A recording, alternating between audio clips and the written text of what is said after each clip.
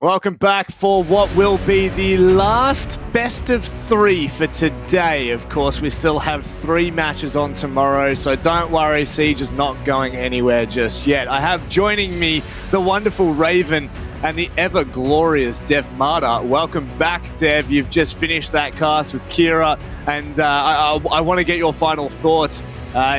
Was Guts on their fine form, or do you think Kira nearly had them at the end? Look, I think overall Guts ended up playing better. Their attacks at the start were a bit messy, weren't droning as much as they needed to, but once they tightened things up, yeah, I think they deserve that win. Credit though to Kira. They honestly have impressed everyone this event. They already took down CYCLOPS, who I honestly thought was going to win the entire thing, and clearly they didn't, thanks to Kira. So yeah, good on them. Yeah.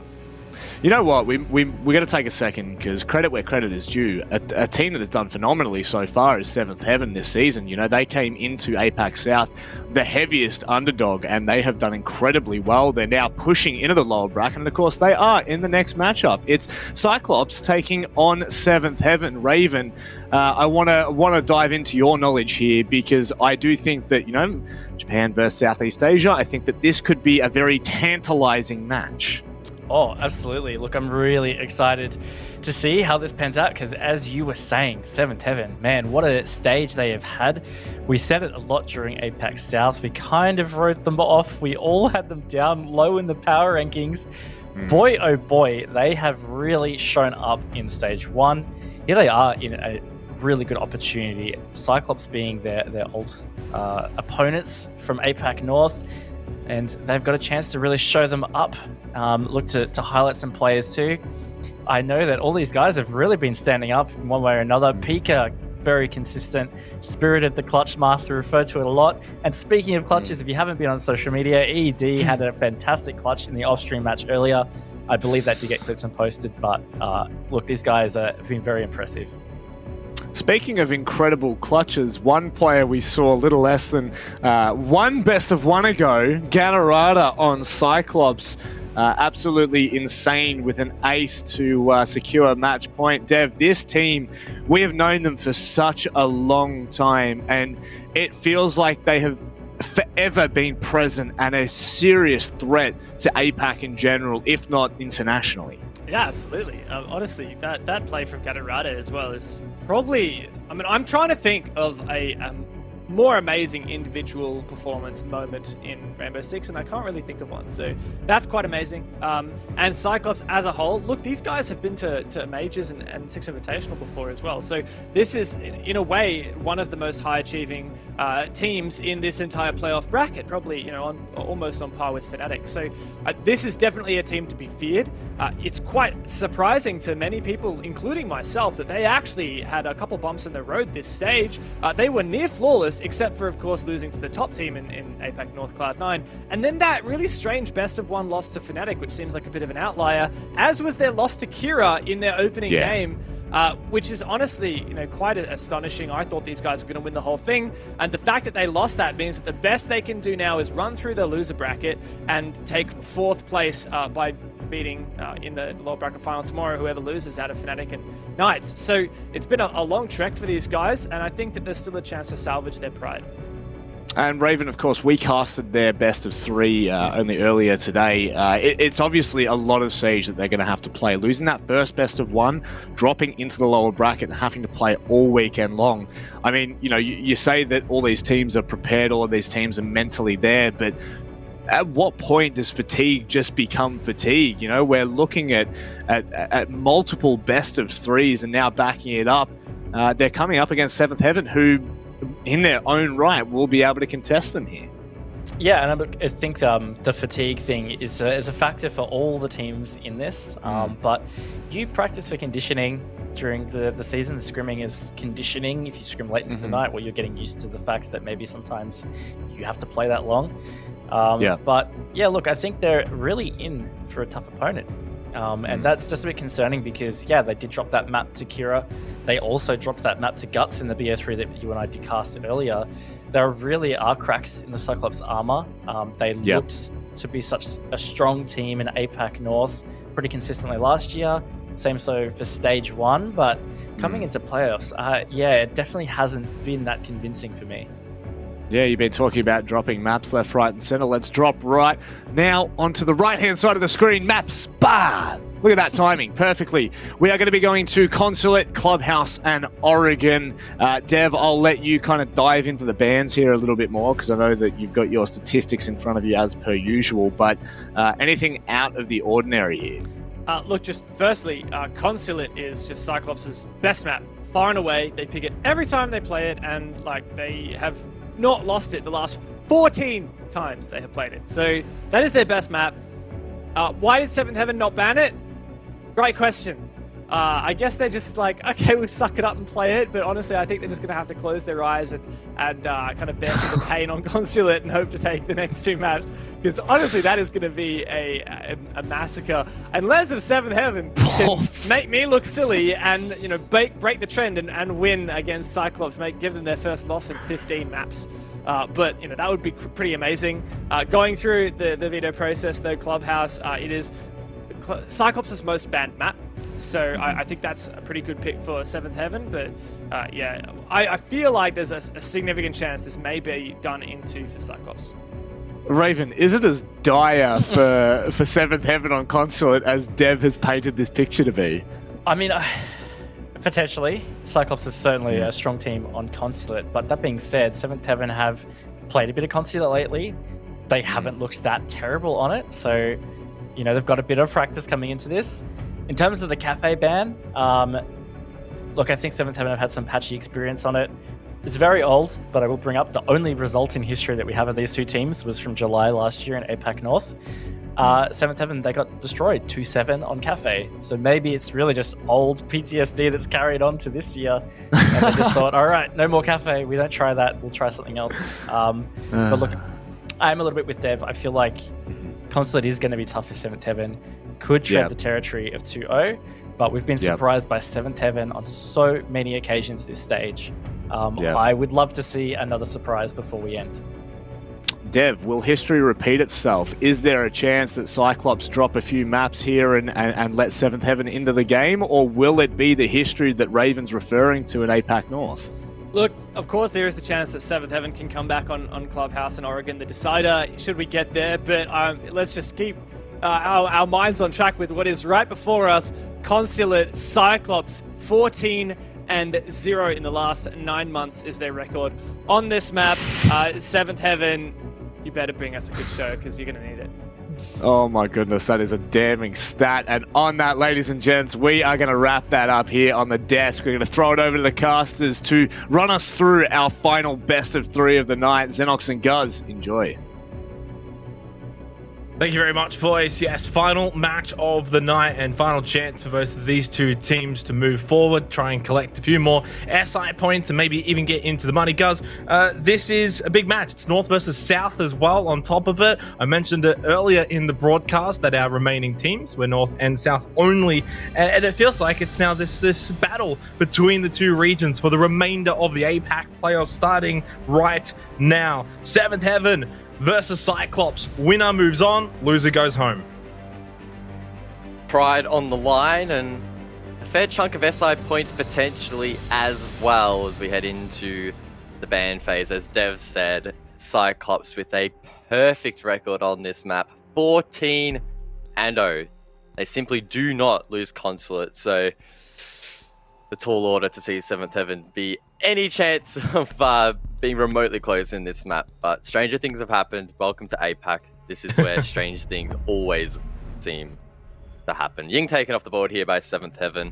It's banned. We've seen them dabble it a little bit in the playoffs. They banned it against Kira on Oregon. And of course, a pretty potent operator on Consulate. So not wanting to have to deal with her being a little bit of a menace. Yeah, Consulate's going to be the interesting one. I know the desk brought it up as well, thinking that Cyclops were going to be, you know, a little bit too difficult to beat here on this map, and then you got Clubhouse after this. Like it's even being kind of South biased in a way, not really though. It is going to be hard to see 7thHeaven win out here, and then I'm really not sure how Clubhouse is going to go from there. Thatcher banned out, and so far nothing too crazy. Yeah, I mean, looking further into the series, if you want to take a brief moment to talk about it, I know we'll have plenty of time, but it honestly, it doesn't get much better for 7th Heaven when you look forward, right? So Clubhouse, the second map, a 4-2 record for Cyclops, a 3-0 record for 7th, so arguably a little bit close there. 7th might be able to edge that out in map 2, but if it goes to the third on Oregon, which we're expecting, then Cyclops have a 12-3 record compared to 7th, who have a 3-6 record. So it's pretty damning the way that the vetoes played out. Are there better configurations that 7th could have played into? Difficult to make those assessments on the fly. You'd have to do some, pretty hefty analysis. So we might target Dev to do that. But I mean, it's probably a testament more so to just how deep Cyclops' map pool actually is. And also their ability to deal with 7th Heaven, who as a team we've seen throughout APAC South don't always play conventionally. They're happy to be aggressive. They're happy to take it to teams, get in their face, be aggressive. And honestly, Consulate's a good map for that as well. I mean, I wouldn't be surprised if we see some spawn peaks, for instance, as well. So big match, but it is a best of 3, so no best of 1 shenanigans. And well, I mean, we've said this a few times, although in this case, so far for APAC players, just going to be the second time of me saying it, but it's going to be a marathon, not a sprint. We saw that last night with what was the first best of 3 of the playoffs, and that went the distance just about, the whole way as it really could have. Third map was a little bit quick, but ultimately, you've got to be able to have that perseverance and deal. This first map might not go your way, but then you've got to be able to rebound immediately going into Clubhouse after that. So let's see who can deal with the pressure better. That's exactly right. Could be a bit of a long night. Kind of hope for my sake it's a quick 2-0, then I can jump on some Siege later tonight and progress my battle pass. That would be the ideal scenario, but 10 seconds to insertion. 3 maps always fun nonetheless, and in the comfort of home I can 5 seconds chill here with my sweatpants and find myself a comfortable seat, as I'm sure everyone at home is enjoying these games. Consulate though, typically not a comfortable map, particularly for the defenders. Now we are seeing a trend more globally where maps are trending towards the defense, but it doesn't necessarily mean it's comfortable. Often defenders forced into aggressive play styles and forced to do wild things around the map, and we're seeing that already here from 7th Heaven, a bit of a soft roam to start things off.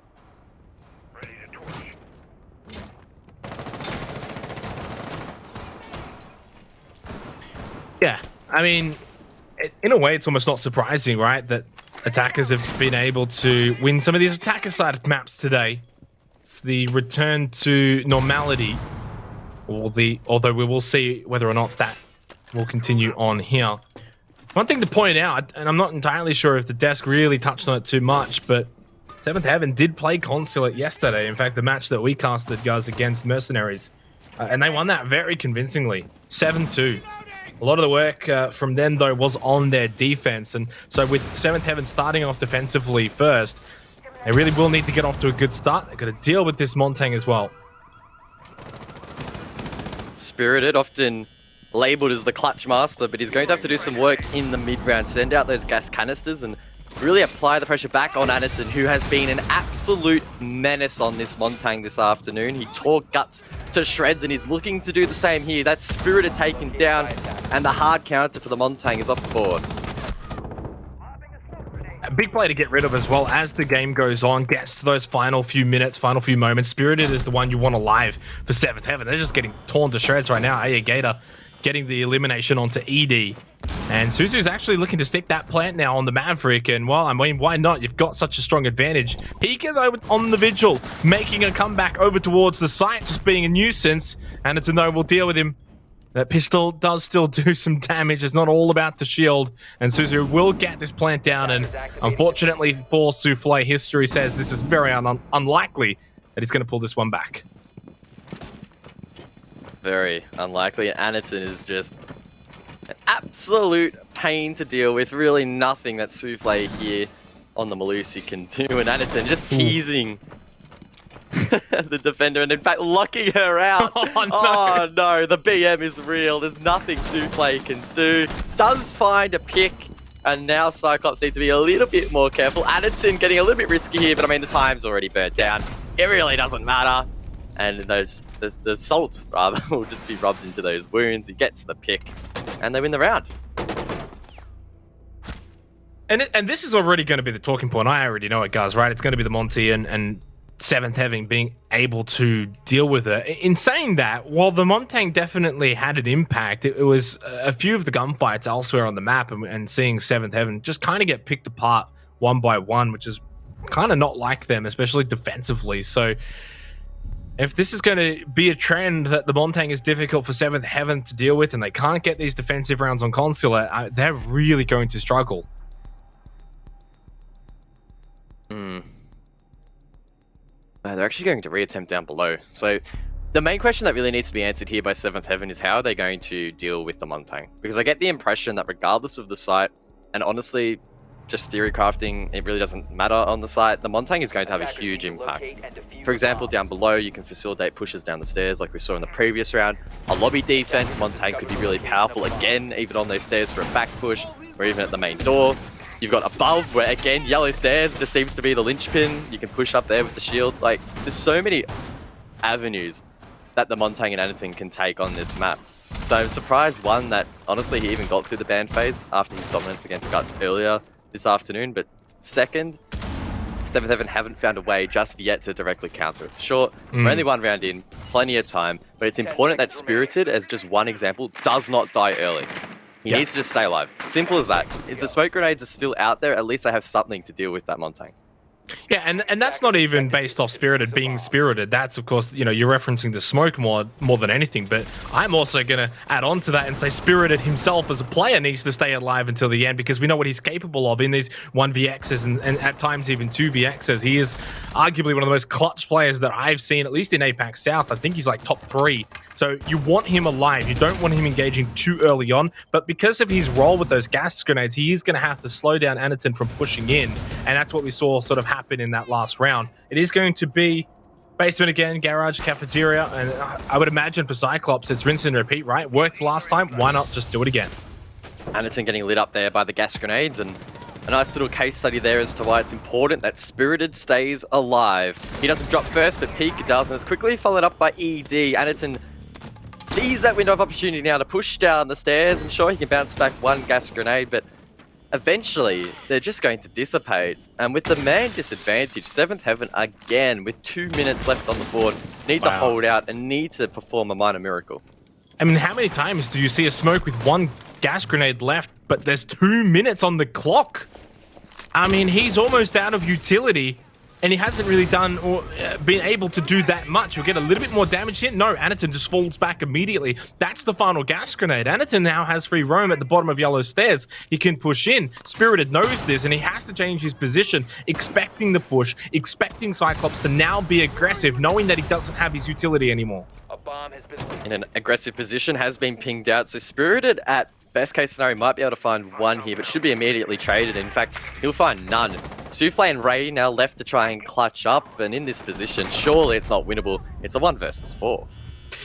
Yeah, and this is proving to be a problem, unfortunately, for 7th Heaven. It's early days, but their defense and Consulate is what got them such a distinct advantage against Mercenaries earlier on yesterday.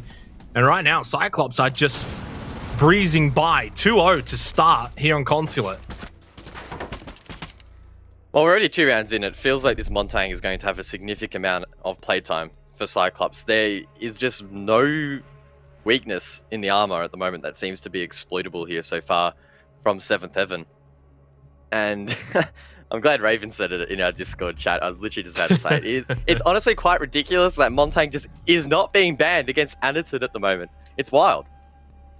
Maybe you can make the excuse that 7th Heaven didn't have a great opportunity to check out the VOD and just see how much dominance Anaton had on the Montang earlier this afternoon, but honestly, that's just not good enough in playoffs. You should be doing your homework, and if you're not going to ban an operator out, you need to know how to counter it.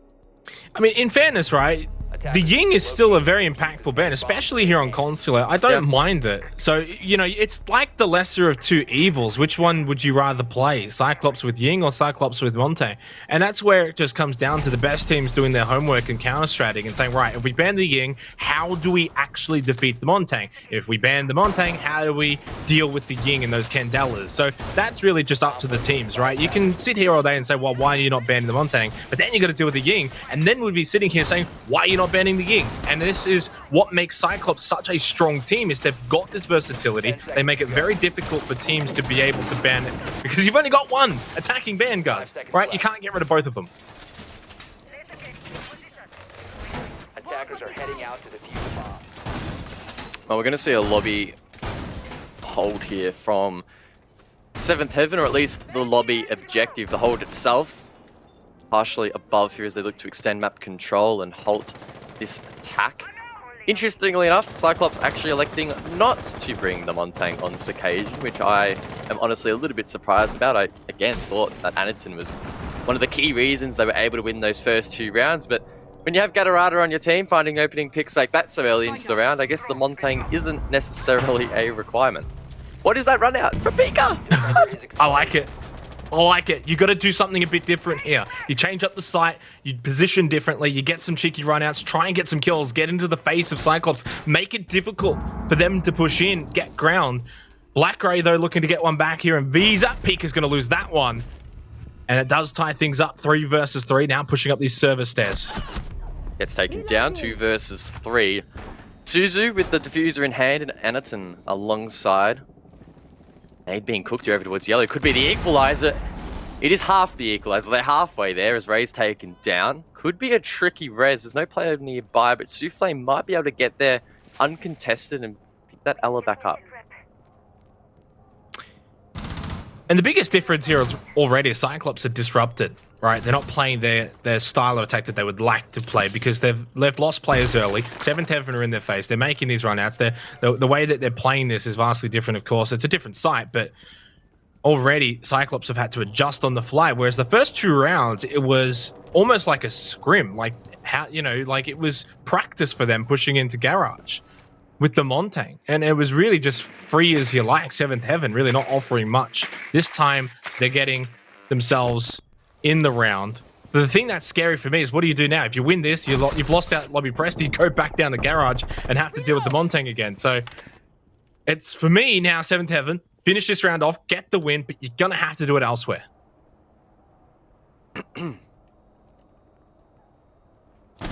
Or Souffle, as he's doubling the round, finds that pick at the top of the stairs, runs out and gets the second. It's a good response from 7thHeaven, and without the Montang on the board, they look a lot stronger. Well, where do you go to from here, guys, right? You okay? You struggled on Garage Cafeteria. You've now gone over to Lobby Press. You've won it instantly. Didn't have to deal with the Montang. Do you go back to Garage? No, they're going to go split. Archives, Tellers, keep this up. Make it difficult for Cyclops to pick the Montang. They're going to have to get Anaton onto the sledge, get that vert control, and this is at least giving 7thHeaven a bit of a look in. This goes back to the Ying conversation. You ban Ying because Ying's playable on more of these sites. The Montang, maybe not so much, and we're seeing that right now. I mean, if you want to dig into statistics, thanks, Dev, for highlighting this. So if you look at Cyclops' actual statistics, win percentage with particular operators, right? So their Ying win percentage is 85%. Montang in comparison is 72%. So there's a 13% discrepancy there. So based on the numbers, Ying is statistically a better ban if you want to reduce Cyclops' impact on the attack. But I would argue that if you don't have a proficient Montang on your own team and you're not willing to play it, you're probably better off just taking it off the board because it's just been running rampant at the moment. And you should be able to, if you're an aggressive team, play the Ying yourself, right? 5 seconds left. I'd say that Montang's a little bit more of a niche pick and you should just be getting rid of it. Yeah, I mean, Objective is to defuse in a way, I'm happy to maybe disagree with you here because there's a lot of matches that get played where Montang is not banned and we don't see anyone play it, right? Just because Cyclops have got the niche and their ability to play it doesn't necessarily mean 7thHeaven have got to take use of it. And as you said, though, the 85% win rate with Ying, I mean, that there in itself is why you're banning it and why not only 7thHeaven are banning it, but most teams are banning it.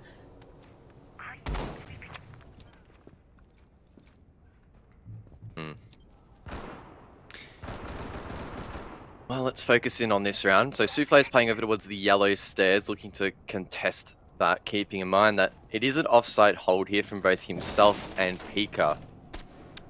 side of Piano.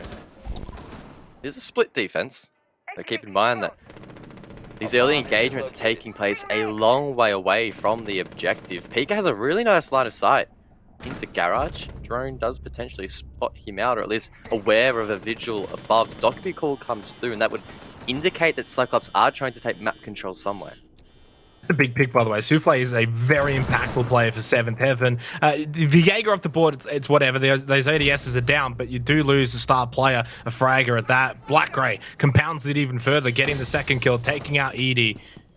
And maybe the split defense just getting cracked open by CYCLOPS now with these 2 initial kills, minute and a half remaining. The Dockerbee being obviously disruptive as well. Spirited gets caught out, who's having a shocking time to start off this match with Consulate. And Ray now in a 1 versus 5.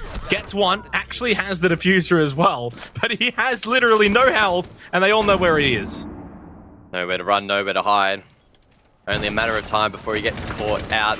Sure, the 9mm can do a little bit of damage, but look at that. The swarm will hunt him down, and CYCLOPS claim yet another round.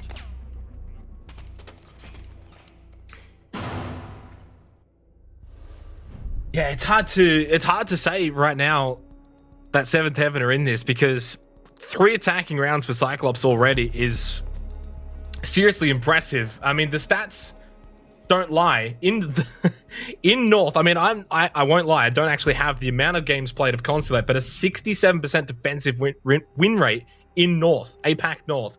Only 48% in APAC South, so overall it's about a 55 sort of rate for the defense, on top of the fact that we saw 7th Heaven just yesterday defend vigorously against Mercenaries on Consulate. That set them up for the win, and they are getting sliced apart right now by this attack of CYCLOPS. And hey, guess what? They have to go back down to basement now because they're struggling elsewhere. Fortunately though, Anaton, not on the Montang. So now this does mean CYCLOPS will have to play this slightly differently.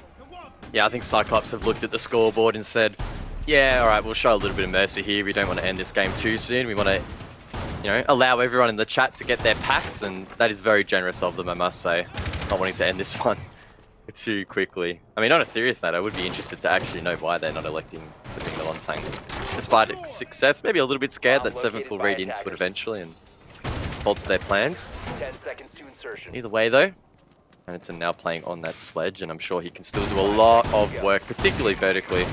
You would expect CYCLOPS to go for a take over towards Piano and see what they can do from above, clear some of the utility on side, and maybe clear a roamer or 2 in the process. And one thing I just want to point out, Aegator has been really, really instrumental right now for CYCLOPS. So far has 2 opening frags, been able to convert those into round wins as well, 6 and 2, just playing that entry frag role perfectly, making things and making life difficult for 7th Heaven at the moment. And Gatorade getting the kill onto Souffle as I'm literally about to mention him on the Yana. And look, this is again further bad news for 7th Heaven. They lose this opening player, Souffle. You cannot afford to lose one of your best players that early into the round, Guz. And now it's 5 versus 4. Now we don't even worry about the fact that there's no Montang. CYCLOPS have got the advantage.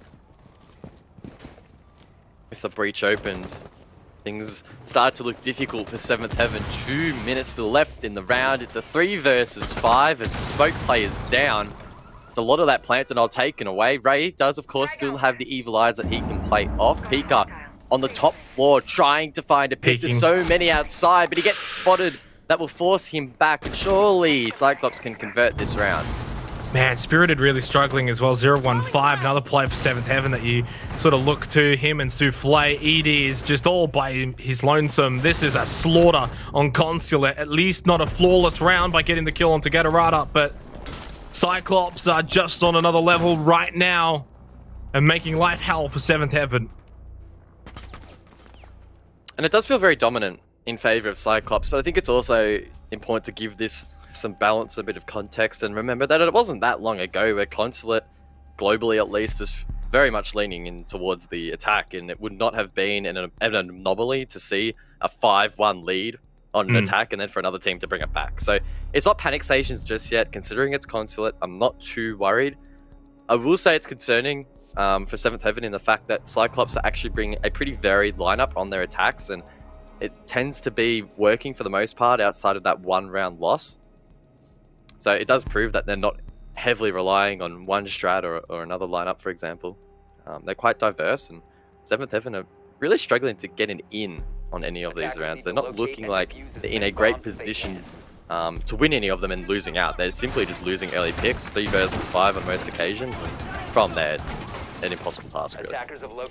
And the other thing to note, of course, is we are in the final round of the first half. We are going to see this switch, right? Cyclops will go on the defense, 7th Heaven on the attack, and as you said, you know, in time gone by, you would consider Consulate maybe to be slightly attacker-sided or not too difficult for the attackers to get certain rounds. So maybe we are seeing sort of the defensive trend maybe die out a little bit, dissipate, and see the attackers start to really take control once again on sites and maps that they should be, as we saw sort of earlier on this afternoon in some of our earlier matches. So for Cyclops, it's just about really solidifying this opening half where they've been brilliant, beyond belief. A 5-1 scoreline would be deserving, but for 7th Heaven, a 4-2 half, not impossible to come back from. Not going to be likely, but at least sets them up going into their attack if they can finish this off with a round win. And we know that these guys will not go down without a fight. They will fight until the final round. But it's just about now just stealing one back and also stopping this momentum of Cyclops. Yeah, we've seen in the interviews with ED that they really pride themselves on a positive mentality and just giving every game their best shot. Of course, it can be a different story when it is truly tested in an important official, keeping in mind that the stakes of this match are quite high, looking to progress lower, deeper into the lower bracket rather, and vie for that 4th position and a hefty chunk of points and prize money. Need to go big here in this round. Try and find the opening pick. I think that is what's really holding them back at the moment. Get aggressive, find the first pick, and just play off that. I think the only time they got the first pick was round 3 with that lobby press where they were aggressive early. It's Gatorado who's going to find Pika, and that will make things a little bit more difficult, of course, for 7th Heaven. As you were alluding to, you really wanted to probably see them get that opening pick. 4 times they've played Garage now, and it's looking like maybe 4 times they're going to fail to defend it. ED, though, with a nice peek, will at least get some damage into Black Ray. Yeah, risky peek there. If he loses that, it would have been another 5 versus 3 for 7th Heaven, but a positive net outcome inflicts a little bit of damage, and not the worst start here for 7th Heaven. They're holding on for longer than usual. In fact, that main breach on most occasions has been opened a minute into the round, but CAG taking their time on this occasion. Suzu eventually will rotate around, and Aniton from above can provide support and clear any electro claws that are preventing that wall from being opened. Wall cleared, is being opened now as Ray successfully hits a Nitro Cell, and Souffle gets in on the action as well. 7th Heaven finally have the man advantage.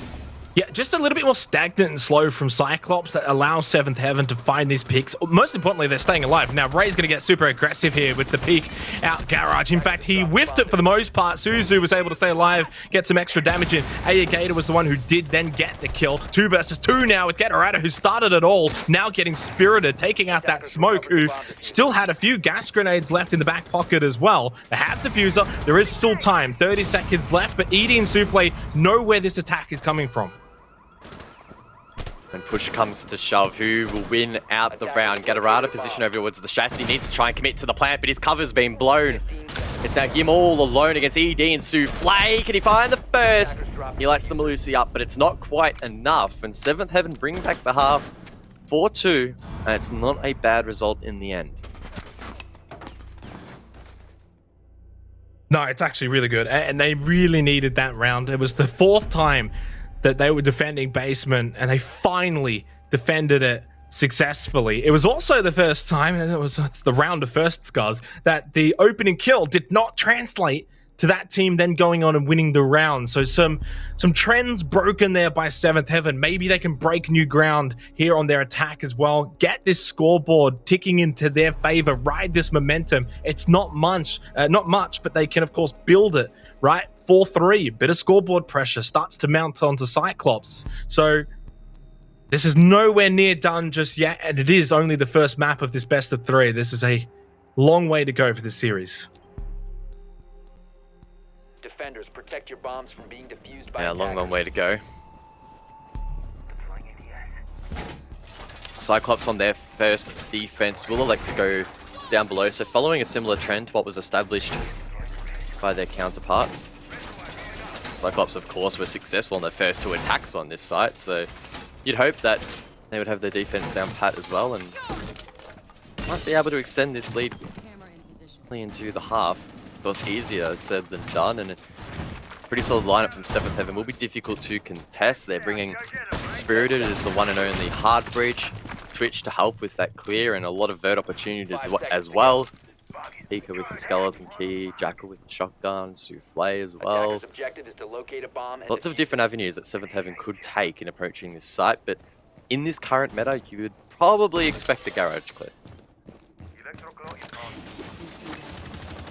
You look at ED on the Jackal, kind of suggests that they are going to want to sort of sweep through, make sure they clear out these roamers. Maybe they might elect to do more than just push in through garage and really make sure that they do sweep out a bit more of this eastern side, especially when you look at the positioning. ED all the way out there. Souffle is already in, by the way, on the Sophia, right in at front office. So this is nice and aggressive from 7th Heaven. They're more than happy to really open up the map here and try and catch Cyclops, who are roaming around.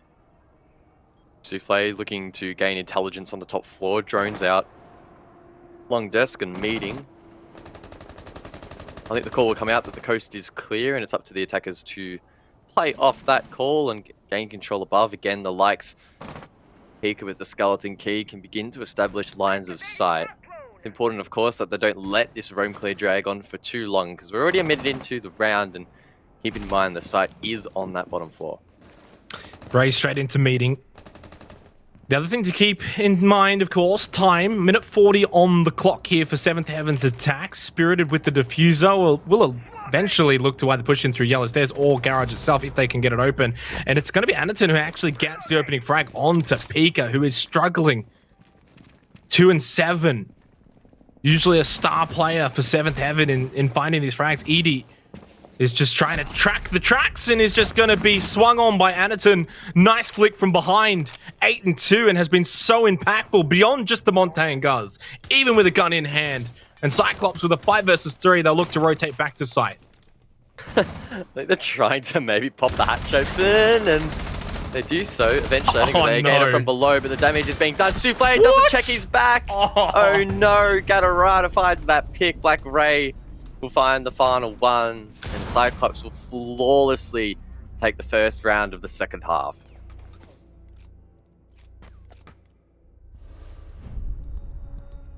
Yeah, that's not good. That's not good. And one thing that I want to point out is to why we're seeing a 5-2 scoreline, Guz. The players who are getting picked apart early on here for 7th Heaven, these are the star players, Pika and Souffle. 3 times now, or 3 times for Pika and 2 times for Souffle.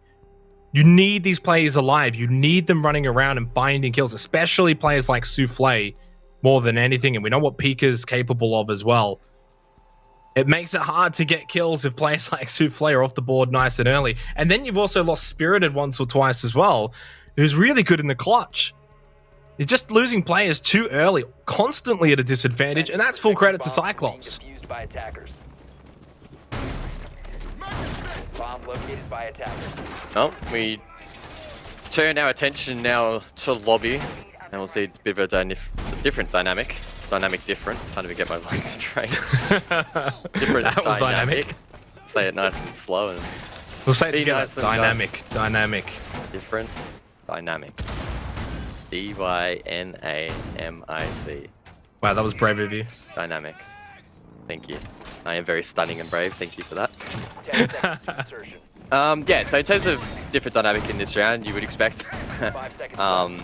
to see a methodical take here from the attack, probably top down. Again, the operator selections would indicate that. The likes of the Lion and the Jackal should facilitate that playstyle. ED can track those footprints and they can hunt down some of the roamers, and Ray can lock them down. That said, he actually does take a little bit of damage from spawn. Maybe Cyclops attempting a cheeky spawn peek. Maybe it was from the con window. I think I saw that smacked open. It could have been Anaton or the MP5 rather. Either way though, he lives to tell that story and remain in the 5-on-5.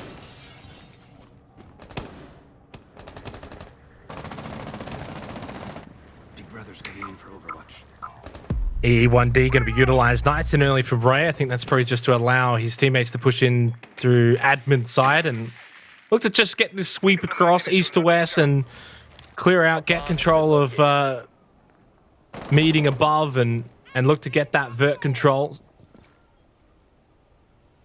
2 minutes. They're going to make sure that they don't take too long with this, but at the same time, you don't want to be rushing, full well knowing that CYCLOPS are more than capable of roaming around, being in tricky positions. Suzu is watching towards long desk and Anaton over towards waiting. So CYCLOPS just about all over the place right now, making this very difficult for 7thHeaven. His shield could pose problems for the attack. Suzu, I think he's actually going to try and fall back here instead, play for his life. That does still leave a couple of players above, Gator and Anaton, with a strong presence over towards Con. And that won't go unnoticed by the attack as they look to convert some control over towards Printer and... They've really slowed. It's long. Yeah. All that said, good pressure from the balcony there from Pika. Anaton taken down, and maybe they can start to steamroll a bit of momentum into this round. Yeah, they're going to have to capitalize on this. They're 5-2 down. You need to now make use of this down. Anaton hasn't been eliminated yet. Pika knows that they're going to want to either come for help. Now, finally, will flush him. Gator, though, aggressive from meeting. Will at least swing. Gets the second one as well. Instantaneously, Souffle tried to capitalize, but he falls short. The E1D really for nothing in the end, and that was the final one for Ray. At least one back from Ray himself. Takes out Suzu. 30 seconds left. They've got to start pushing towards lobby. Spirited still needs to try and think about getting this plant down, and I think there's angles above. In fact, there is. It's Gator. Black Ray off screen as well finds one, and the plant looks ever more unlikely here for Spirited. It'll technically be a 1 versus 3 as he goes for the plant. Ray left to cover. Surely this isn't doable. No, not from balcony position either. There's no time here for Ray at all. Really can just pad the stats here with the kill against Gator, who, of course, himself turned the round around earlier. CYCLOPS take a commanding lead here on Consulate. They have match point, and they look unstoppable.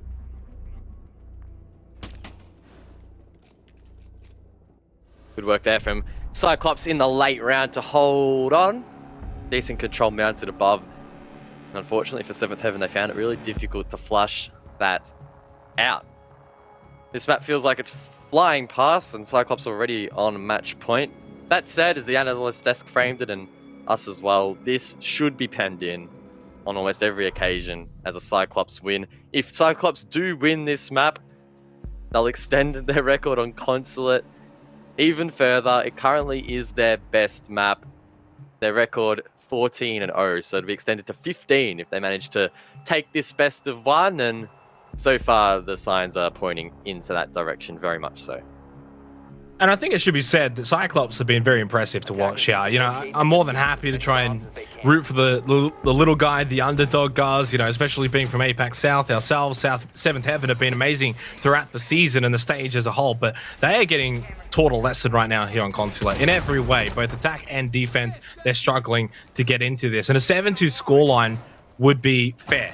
It would actually be fair in favor of CYCLOPS. They've earned it. They've been by far and away the better team. Big ups to Anaton, Black Ray, Gator. They've been instrumental in organizing this victory for CYCLOPS, and it's now just about finishing it off here in this split defense and Tal's Archives, and a 7-2, and then we head over to Clubhouse for what will be our second map, and CYCLOPS will be on series point. Attackers are moving out to locate Valkyrie in play here on Consulate. Obviously, those black eye cameras can be placed in some very precarious positions, and it's difficult for the attackers to find them, at least with their eyesight alone. That's, of course, where Ray will come in handy. The little scanner can spot that utility, and Ray can take it out or call for his teammates to clear it. In the meantime, though, if they do remain up, players like Gatorado can get aggressive on some of these outside peaks. He's currently positioned inside of Antechamber and forms part of this, I believe, 3-man roam that CYCLOPS are looking to employ. Yeah, and it just highlights CYCLOPS' ability to roam around and be aggressive without worrying too much. 7thHeaven haven't really fired too much of a shot in terms of punishing any sort of roam game. Not only that, but you got players like Suzu from below who can make late impact round plays as well as early round plays on that pulse. And they've got C4s for days. They've got 3 of them. in the back pocket. Black Ray, Suzu, Anderton have all got nitro cells. Gatorada, again, another opening death for Pika. It is a trend, guys. It's a very sorrowful trend to look at. Pika and Souffle both being the recipients of that. Ray now gets eliminated by Black Ray, and I hate to say it, but 7th Heaven almost looked like they just want to get over to Clubhouse as soon as possible. Cyclops tearing them apart. Yeah, look, to be honest, that may well be in the game plan heading into this map, Vito. Let's just give them constant and move on to the next 2 maps. Because so far, this has been dominant from Cyclops. They really just need to put the cherry on top of what's been pretty tasty cake so far. Gatorada just sits and waits in the hallway. He could catch these players off in admin, or catch them off guard rather, but Souffle is cautious. He thinks there might be a player applying some pressure. There's a player down below applying pressure. Gatorada just waiting to pounce still. Is there life still in this 7th Heaven attack? It seems the answer is yes. Souffle with a good headshot onto Black Ray and may just get Gatorada as well. Unless Souffle does not check this. Gatorada, though, who's just got the spidey senses tingling. Swings out, gets the kill. Now in a 3 versus 1. Spirited. He loves these 1vx clutches, but more so when he's on the defense. Maybe he can make something work from the attack in 1 versus 2. Match point Cyclops. Spirited going to go for the plant with 30 seconds left on the clock to see whether or not he can extend this consulate. Successfully gets the plant down, and now in a 1 versus 2. Very difficult. Very, very difficult. And in fact, it's impossible. Anderton can jump onto the kit, hits the defuse, and Cyclops will take the map 7-2. Yes, well, 7-2.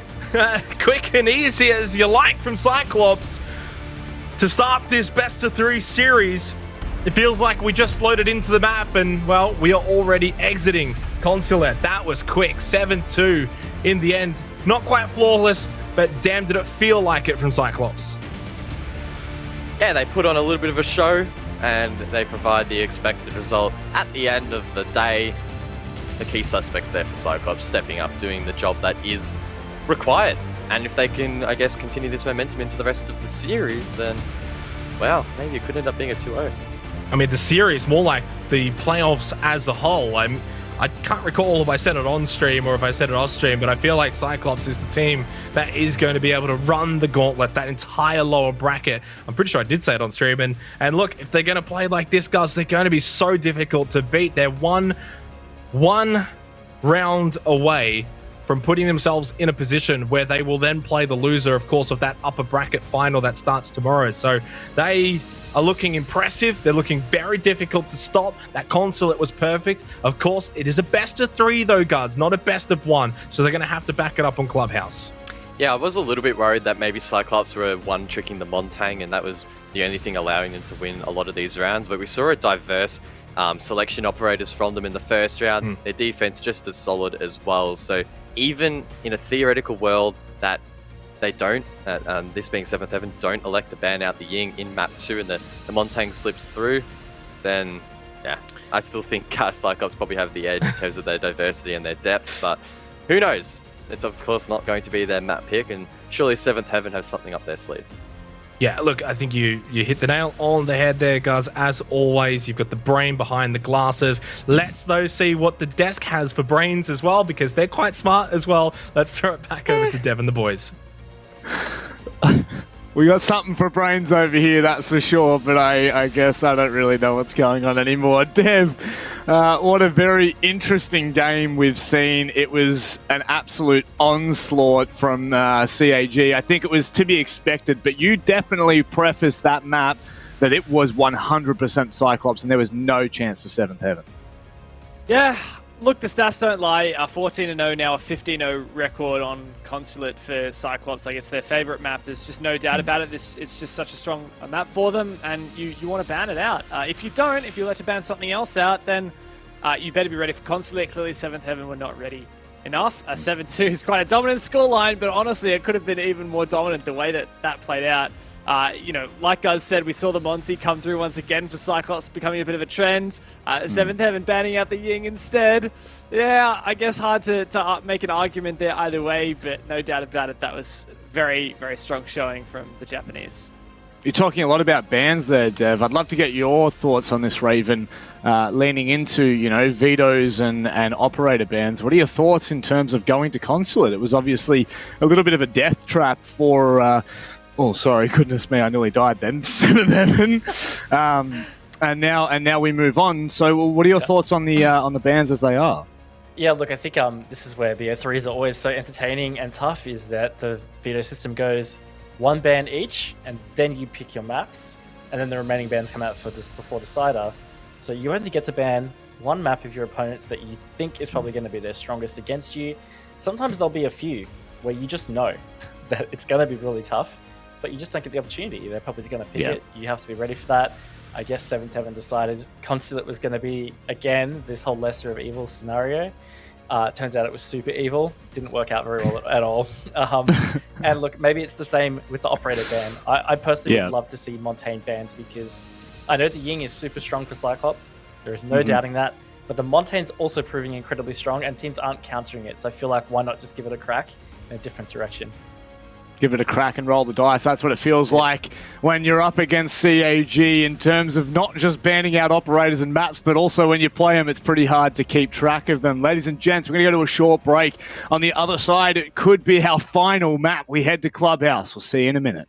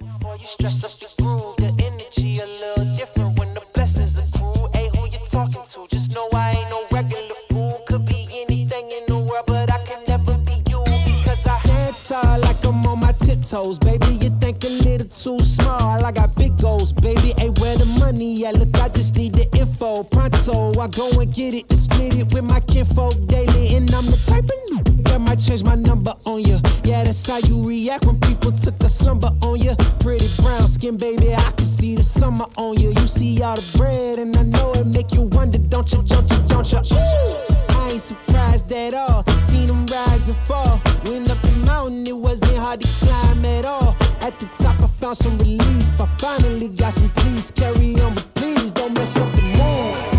Yeah, I worked too hard for it. No, I need it, beat it, before you mess up the mood.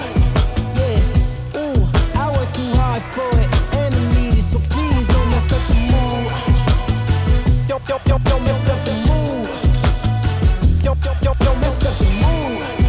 Yeah, I worked too hard for it. Yeah, don't mess up the mood. Oh, it's so crucial, I gotta keep it. It's in the air, it's everywhere. No, it's not a secret, and I bet they didn't think that I'd ever get it. Everything you've done, I get it. The life you dreaming, I live it, and I'm coming in high. You better get out the kitchen. Yeah, I could make a hit on whatever you pitching. Baby, let me fill up whatever you missing. Or you like it up at the top, it's a better view, isn't it? I'm not surprised at all, no way. Hey, what you need? Come on, just pay the fee. I supply it all. Went up the mountain and it wasn't hard to climb at all. At the top, I found some relief, you see. So please don't mess up the mood. Yeah, I worked too hard for it. No, I need it, beat it, before you mess up the mood. Alright, ooh, I worked too hard for it. So please don't mess up the mood. Don't mess up the mood. Don't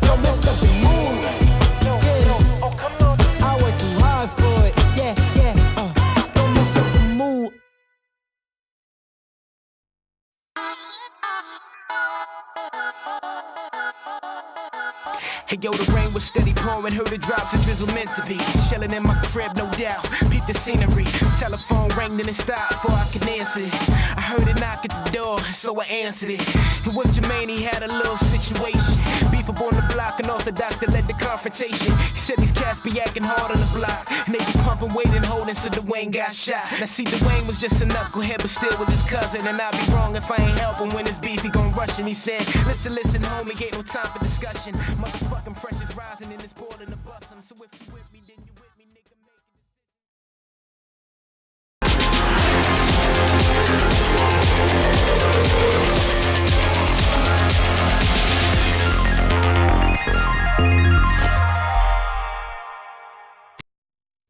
Welcome back to what could be the final map of the night. I don't want to curse us too early, though. There's still a lot of legs left in this one, Dev. It's currently 7th Heaven that are down the map again, Cyclops. And I am... You're right there, mate. It's not that funny, I promise you. It's not that funny.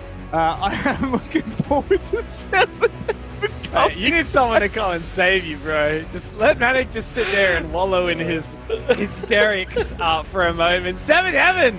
You guys fight from behind, got absolutely destroyed on Consulate. Cyclops coming out the gate. Rob recovers. Raven, do you think there's a chance for 7th Heaven to bounce back on their map pick? I do. I actually think that they have a pretty good shot on Clubhouse because, look, they've played really well on it before. I feel like every time we've seen them kind of struggle in a map, they start to really bounce back. I don't know. I feel like it's actually really hard to write off 7th Heaven. We've tried to do it all stage. They constantly surprise us. This is what I said in the pre-show to the last map. It's just they've continuously improved, and yeah, they did get totally manhandled by Cyclops on Consulate, but we really expected that. It's just so hard to beat Cyclops in that map. So look, and now, Rob. Yeah, no, I'm good. I'm back on that horse, dusted off the saddle. So I guess we can kind of lean into Clubhouse now. Dev, we were theorizing in the break. Ying or Monty? Which is the lesser evil? Which is the lesser evil? That is the real question that we're asking. So, I actually whipped up the stats for Cyclops' win rates on these operators. So across the last 22 games they've played, their win rate with Ying is 85%. That is just insane. I honestly, like, nearly 90% win rate on an operator. The win rate for Monty is still incredibly high, but it's a bit lower, 72%. And of course, these are the two operators that are most banned against this team. So definitely a bit hard. I think that if you're just a pure like statistician, you look and you say, okay, everyone bans Ying against Cyclops, and that is their highest win rate. But, you know, obviously Monty slips through often and doesn't quite have as high a win rate. I do feel like, though, if you look at it with a bit of an objective and kind of nerdy outlook, you look at, well, if it's being banned all the time against Cyclops, then it means that only a very few times it's slipping through. It means it's a smaller sample size, which means that you are likely going to have a bit of a higher win rate there. So I think that maybe if you kind of 300 IQ this a little bit, there's a pretty good argument for why you should actually subvert the expectation, going against the grain and ban Monty. Raven? I don't know why you're laughing, but like, look, I totally agree. I feel like I would just go for the play to ban Monty. We've seen all day, Addington has just bullied teams with the Monty. It's been pretty ridiculous. And on top of that, look, there are ways to counter Monty, but I feel like the ways to counter Ying aren't as difficult to coordinate. Like with Montaigne, you can throw goo mines at him or smoke babes or Grishmot mines or whatever, but you still have to coordinate that with somebody else. Whereas with Ying, you could play Warden, for example, direct counter. You could bring Ormai and Jaeger together if either of them isn't banned. They'll directly just counter the Candela. You don't have to do anything else about it. It's a lot more hands-off. I know that sounds very simplified, but in my opinion, like, I feel like saying banning the Ying isn't working out, so may as well just try something else. Yeah, well, I'll tell you what, we'll wrap it up here. I'll tell you why I was laughing, actually, because Dev's 5-head I can't keep up with him. Those stats are just ridiculous. So we're going to move on from the stats. We're going to move on from all the storylining, because guess what? It could be the final map that CAG are looking for to book their ticket tomorrow against either Knight or Fnatic, and it's up on Clubhouse. It's, of course, going to be Guz and Budget and Tero. Enjoy. I thought that was me.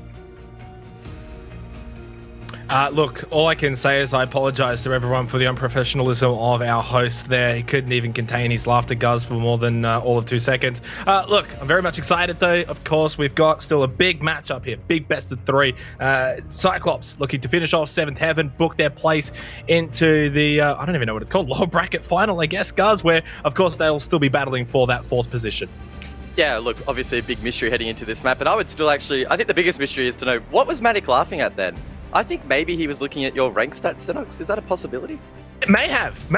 It's not the best. I would avoid looking at them. My casual stats are actually pretty good, though. Very positive. Just like CYCLOPS, they are positive at the moment as well. +1 in the series. In this best of 3, 1 map away from booking their place for that battle for 4th. They just have to dispatch 7th Heaven, which I don't think is going to be an easy feat here on Clubhouse. I really do hope they will put up more of a fight. The real question, though, of course, comes in this ban. Not this one, but the next one, Guz. What are you tipping, Ying or Montang? Oh, look, my brain keeps telling me that that 7th Heaven should just take the risk and ban the Montang. But as Dev said on the desk, and as I said earlier, CIG's Ying stats are just absolutely nuts as well. So again, lesser of two evils, really difficult to make that assertion. Oh, we're gonna have to and wait wow, they're gonna drag it out for us. The suspense. Wow, absolutely unbelievable. But I mean, this is a good opportunity. Let's talk map history, right? So this is 7th Heaven's map pick. They've only played the map twice this year. They played it once against Order in the regular season. It was a 7-3 victory, so a pretty solid result. They also took down Mercenaries at 7-4 in the lower bracket in the playoffs. So heading into this map, pretty good form guide, I would say. I mean, on the opposite end of the spectrum, CAG, not a terrible map for them either, right? They're going 4-2 from the history that we have. So a pretty even battleground, probably leaning slightly more into the favor of 7th Heaven. But as always in Siege, just because you beat X opponent doesn't mean you'll necessarily beat Y opponent. So again, we just have to see how they play on the day. X's and Y's that don't necessarily give us always the perfect stat combination. But hey, if that's all you got to go off, guys, I mean, why not bring it up? That's why we pay you the big bucks and I get the little bucks. I will say this, though, we've got a little bit more time. So now let's turn our attention back to what we were originally going to discuss. Of course, Montang versus the Ying. Now, the discussion has been quite, prevalent throughout the broadcast, especially in the last hour or so. But the stats do back up that the Ying is probably the better ban, and you would have to agree with that one. I agree with the stats, but I think in the context of this matchup, Monty could be stats a little bit lie, guys.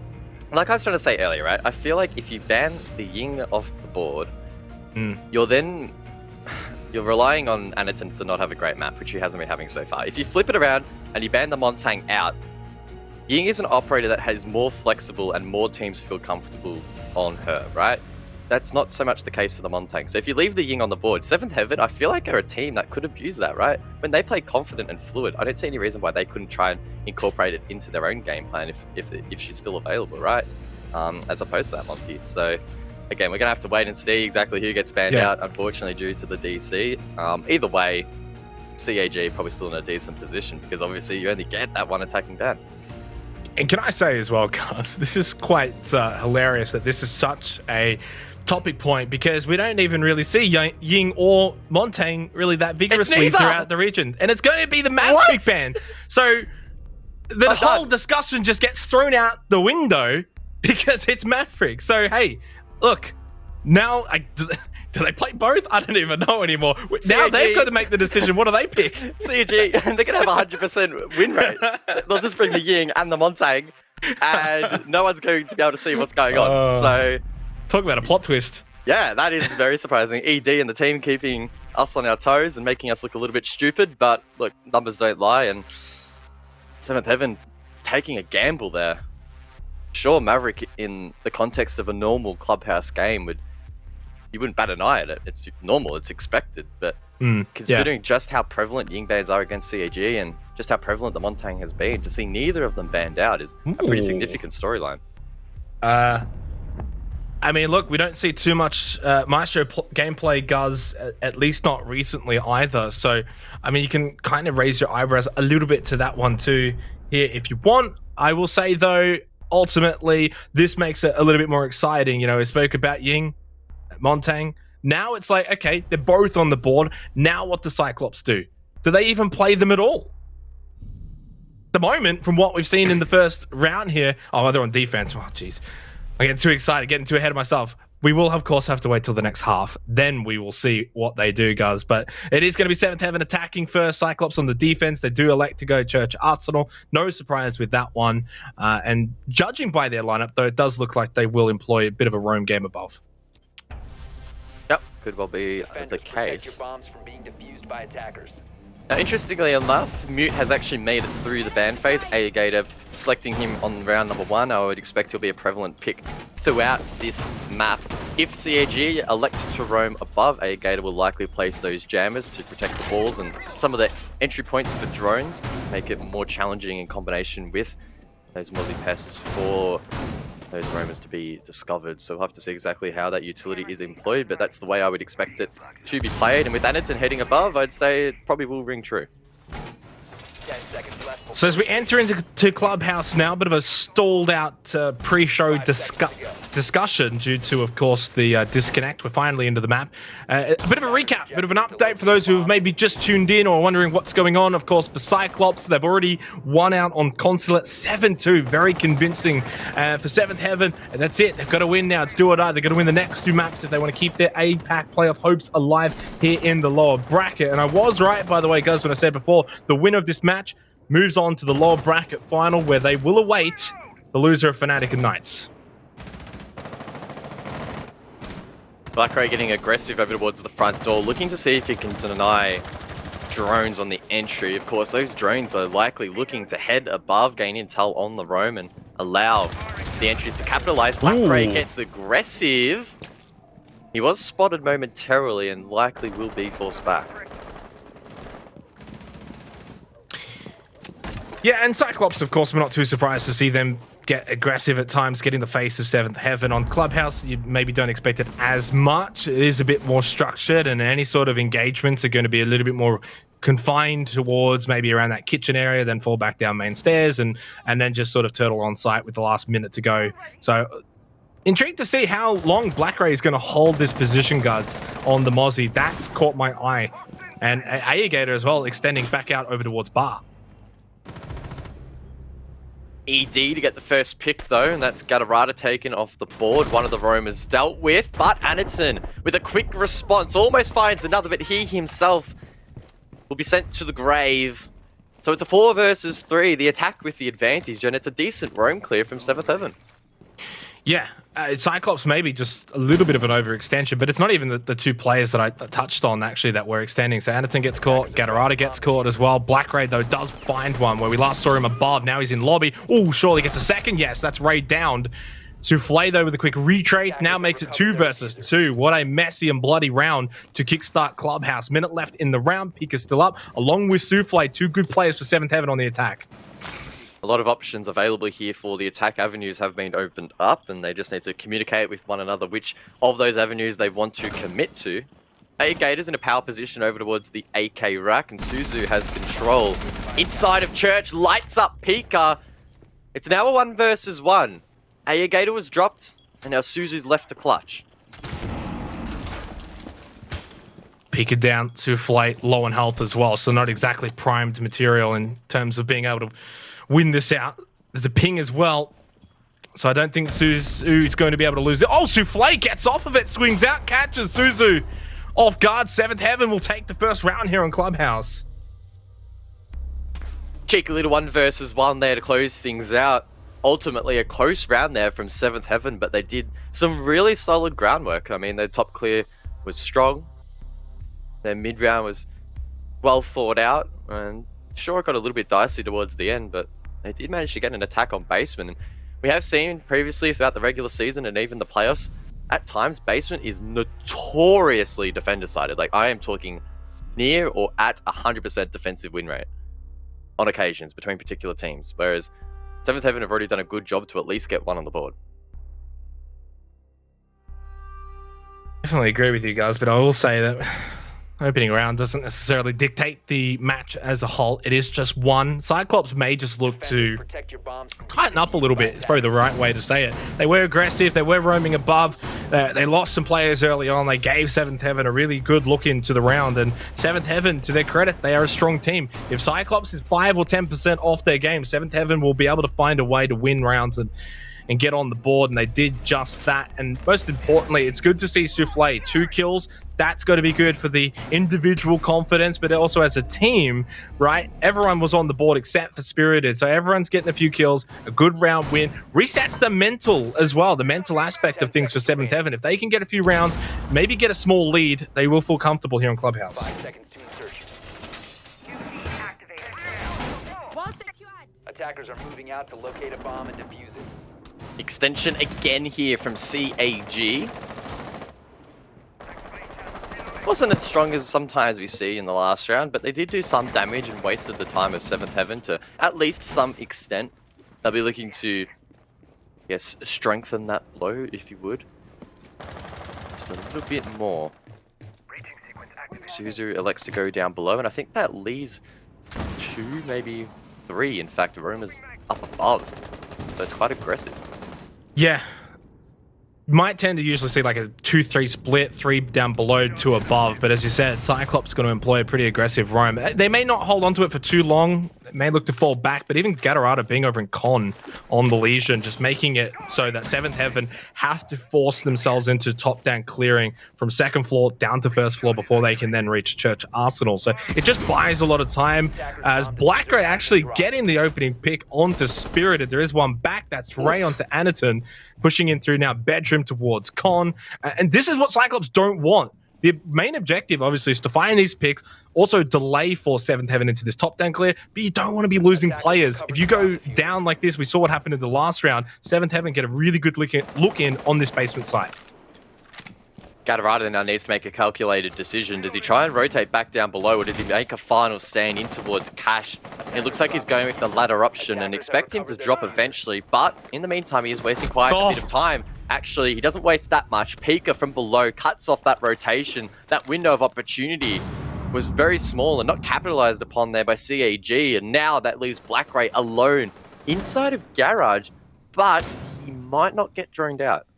At least not just yet. And it's still a minute. Worst case scenario, can fall back down Oil Pit or can obviously run back elsewhere and rotate. As I said, still a lot of time left on the clock here, but for Cyclops, it's probably time to now get back towards site, even though you are at a disadvantage. And it would be ideal for either Gator or Black Ray to find a pick, especially a player in Kitchen. Look at Pika, though, in Kitchen, expecting this push, expecting Cyclops to get aggressive, look to make that scoreline even again. Black Ray, he's going to catch him surely. Nice little peek headshot to Pika. Ray is down elsewhere, and just like that, Cyclops on their rotation back down the basement have now got 3 versus 1 numerical advantage. Souffle from Dirt is up against a world of hurt here. What a clean finish to the round from Cyclops. Again, another good early round there from 7th Heaven, but they made a fatal error. They allowed Cyclops to rotate back down towards the main stairs despite having Kitchen control. They weren't watching the hallway, and in fact, Black Ray was able to swing and find a pick amongst all of that chaos. Oh well, that round goes begging for 7th Heaven. CAG will mix things up, head over towards Gym and Bedroom. Yeah, that's a little bit surprising. Usually Cash and CCTV is the preferred second site for teams. Clash, Tachanka, well, the Clash is going to turn into a Malusi, but the Tachanka stays on Suzu. Look to Cyclops to continue to be aggressive though, Guz. And we saw them do it on Consulate. They're bringing that playstyle over to Clubhouse as well. And it's really up to 7th Heaven to respond and deal with it themselves. Well, this is something we don't see every day, but we see it occasionally in the Asia-Pacific region, and that's Tachanka, everyone's favorite operator. Suzu giving him a test run, and in fact, if you've been keeping track of the game's development, and I believe it's coming to the test server, or in the test server, the Tachanka buff, which could be coming to the live build one day, which has a host of different configurations. I think his launcher gets more ammo, the fire lasts a little bit longer as well, so Tachanka could be a pretty serious menace and contest, maybe even a smoke pick, which in most cases is the preferred form of plant denial or area denial. Yeah.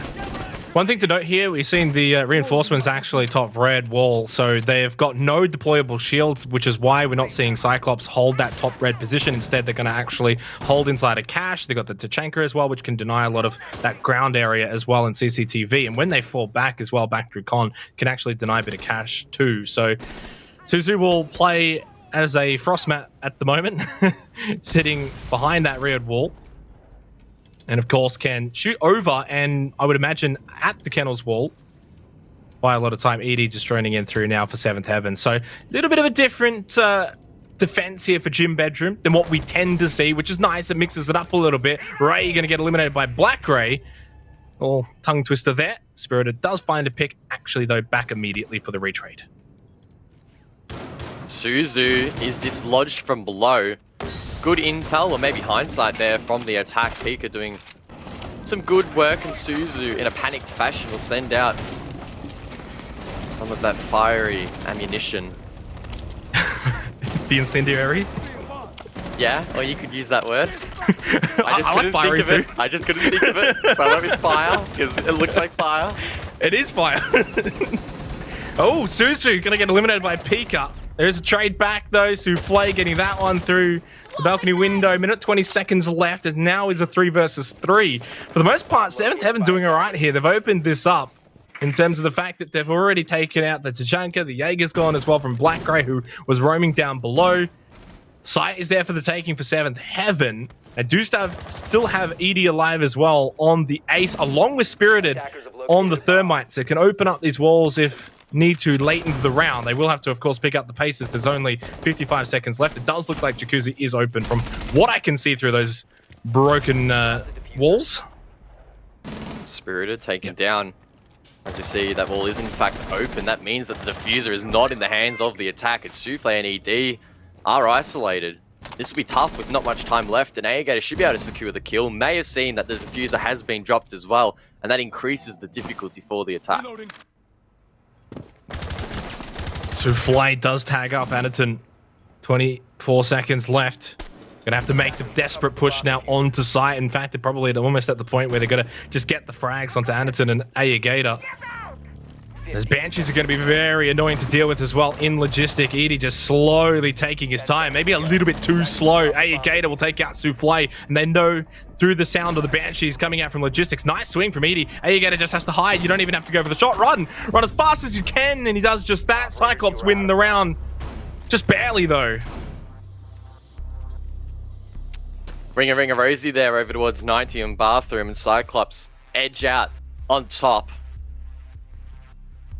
A good round from them and some creativity on the defense. Doesn't go unnoticed. Sure, maybe the intention over towards Cash, especially with Tachanka, probably didn't have as much of an impact as they would have liked. But did a little bit, wasted a little bit of time, and send a message, I think, maybe to the attack. That CAG will not back down without a fight, and they're willing to go into their pockets a little bit here and bring out some pretty spicy strats. Attackers need to locate and defuse bombs. The one thing I'm liking, though, so far on Clubhouse, guys, is that 7thHeaven are in the fight. These rounds, it's 2-1. Sure, Cyclops have got a small lead. It's early days, only 3 rounds in. But they're in the fight. They're getting close to these rounds. They've already obviously stolen one as well over in Church Arsenal earlier. So they got one on the board. And the fact that we're on Clubhouse, too, means to me that if they can just get at least 2 rounds on their attack, they should be pretty happy overall. Clubhouse in APAC North has a staggering 68% defensive win rate. Damn, why couldn't it be 69? 10 seconds to go. Jeez. It's still pretty nice, though. I'll tell you that much, guys. It's still pretty nice. In APAC South, it's more closer to 55%. So 4-2 half for 7thHeaven, or sorry, in favor of Cyclops, with 2 attacking rounds for 7thHeaven, is pretty good. And the fact that they've already got one early on means they get a few free punches, they get a few good opportunities. Didn't quite nail it in Gym Bedroom when I think the opportunity really presented itself late in that round. It was 3 versus 3. Didn't quite capitalize, but they've got to do so now. Cash and CCTV. We'll see how this one plays out. Aegator top rafter, and Black Ray just hanging down below. drone hole here being watched by Spirited. Might be able to catch the feet of Suzu. Attackers have Over towards located a top bomb. red, but he'll back away. Of course, with the Thatcher on the board, opening the wall shouldn't be necessarily the most difficult of tasks. The EMP can disable those bandit batteries for enough time for Spirited to place down an exothermic charge, pop open the breach, and that's exactly what 7th Heaven will do alongside a pair of Sulma charges, or at least one Sulma charge, and they're just going to rush straight in. Yeah, straight through. The barricade, though, top red's going to mean that Suzu doesn't even really get much of a look in. Souffle gets one onto A-Gator, but it's falling apart pretty quickly for 7th Heaven on their push. This rush that has transpired here in the 4th round has just been torn to shreds. Cyclops said, nah, this ain't happening here. You guys will have to try again.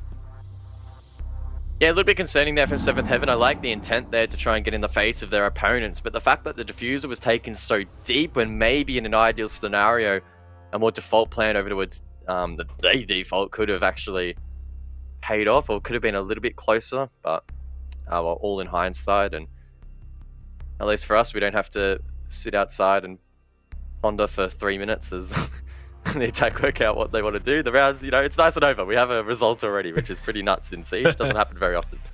Yeah.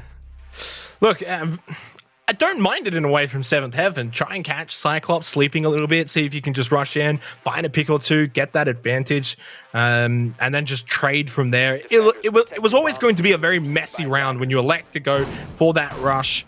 But hey, in the end, it takes balls to actually try that against a team like Cyclops, and I do like that from 7th Heaven. Do have to commend them for trying something different, right? They don't just play stock standard Siege. It's not, you know, the same thing over and over again. Both teams, in fact, and that's really the best part about the APAC region. It is really the most exciting region for a reason. Cyclops, though, just a little bit better right now at handling this play style. One play I really want to point out, Black Gray 7-2 has been a menace and has been causing so many issues on the roam.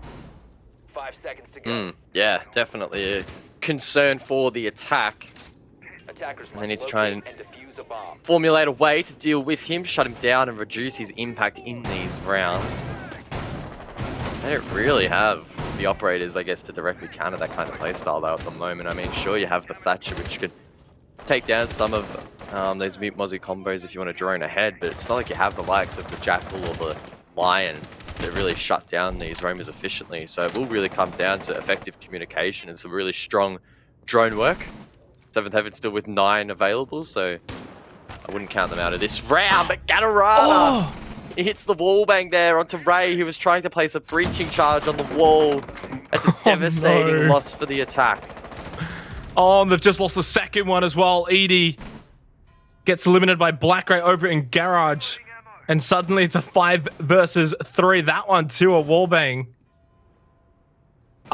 Yeah, this is almost round over, I think you could just about say. Unless 7th Heaven can start to just bring it back on that.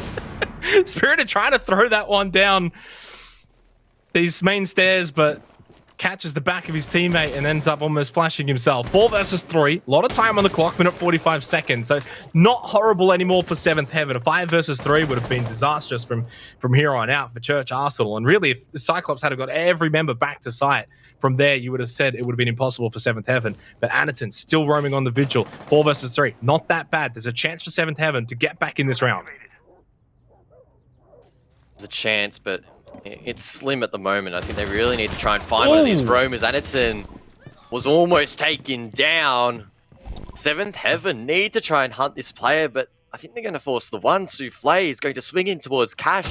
It's a dangerous peek, and it goes unrewarded. No. It's punished, in fact. And now surely this is the round done for 7th Heaven, but Anaton still wants more. He's not going down without a fight. Oh, both players so low, but Spirited wins out. And maybe that is a small window of opportunity now that 7th can capitalize upon. I'm not sure if that last 30 seconds is going to be in too many highlight reels, Guz, in terms of impeccable Siege, but full credit to Anaton under the pressure, under the pump, getting droned out, 2 players pushing, one from, Con and then the other one on the balcony. So, look, ends up just saving so much time, ended up getting a kill anyway. Job done for Cyclops. There's only 30 seconds left. There's no chance 7th Heaven are going to attack this Church Arsenal site because, let's be frank, they haven't even had a look in so far. All of the action above. It's only Pika and a very low health Spirited. Pika's over at red stairs, and yeah, this round is over. It's going to be 4-1.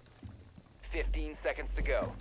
Time ticking down. Oh, Pika, he thinks the hatch is soft, Seconds to go. but it's not. And now he's forced down secret stairs. He needs to go big, only a few seconds to work with. Surely there's nothing that can be done. He finds one, maybe two. No, gets shut down, and the smoke locks out the player inside of dirt. Cyclops take the round.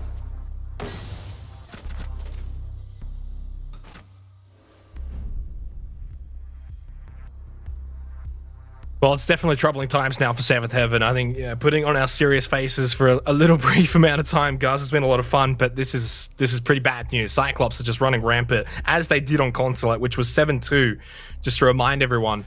And it's 4-1 here on Clubhouse. So we are seeing a very similar result play out despite the map change. I will again reiterate, though, defense on Clubhouse, it is favored, so we are going to at least at some point see 7th Heaven have their own time on the defense. 5-1 will be disastrous. 4-2, it's playable. Hey, Tachanka's back out. Let's go. Attackers need to locate. Wonder what impact Suzu can have in this round. You'd have to assume that he's probably going to play again on that cache extension. I don't know how much of an impact he'll be able to have, but that launcher, the Shumika launcher, I think is how you pronounce it. I actually have no idea how to pronounce it properly.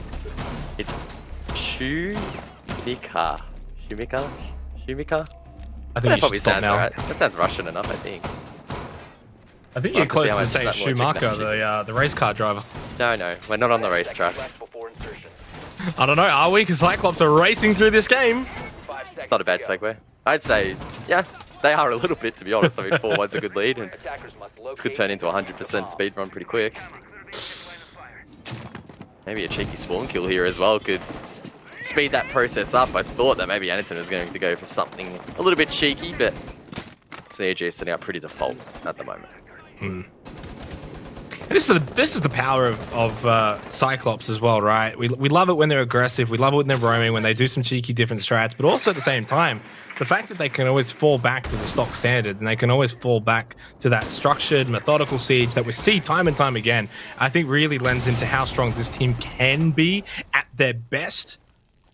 And probably why they would be a little bit disappointed that they're battling for 4th place and not 3rd in that upper bracket. We know how strong they are, and as I said before, they're my tip to go all the way and get that 4th place, despite one of either Fnatic or Knights dropping down. So they are definitely showing their mettle right now in this best of 3. They are not too far away from knocking out 7th Heaven from the APAC playoffs. Only a few more rounds. The Incendiaries are going to go out from Suzu inside a cache towards CCTV. I think actually Oh, he shot himself. may have just done, may have made an oopsie there inside a cache, ended up hitting the counter there, and that is just going to basically light himself ablaze.